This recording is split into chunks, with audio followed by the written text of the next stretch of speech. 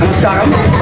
ఈరోజు మన మస్తాపల్లి గ్రామంలో అక్కడ అంబేద్కర్ దగ్గర కావచ్చు, లేదా రామచంద్ర దగ్గర కావచ్చు, ఇంతకుముంచి కార్యక్రమాన్ని నిర్వహిస్తున్నటువంటి అంబేద్కర్ యువజన సంఘం అధ్యక్షులు, సంఘ సభ్యులు, అలాగే మన గ్రామ సర్పంచు, ఉప సర్పంచు, వార్డు మెంబర్లు, గ్రామ పెద్దలు, గ్రామ యువకులు పోతాం. కానీ నేను నమ్మేది ఒకటే, ఆయన సిద్ధాంతాలను పాటించాలి, ఆయన ఆశసాధనకై మనం పనిచేయాలి.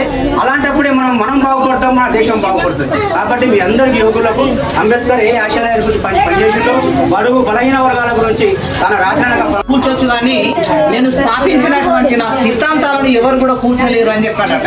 అది ఎంత గర్వ. ఇంకో విషయం ఏంటంటే, దళితులు అనగానే ఇక్కడ పర్టికులర్ గా ఎస్సీ వాళ్ళు అనేటటువంటి ఒక మాట చెప్తా ఉంటారు. దయచేసి అది కేవలం ఎస్సీ వాళ్ళు అనేటటువంటి మాటను మర్చిపోండి.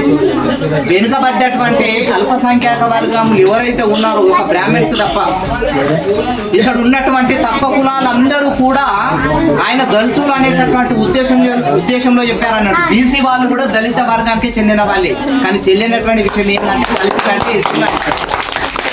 చేసిన కృషి వెలకట్టలేదు.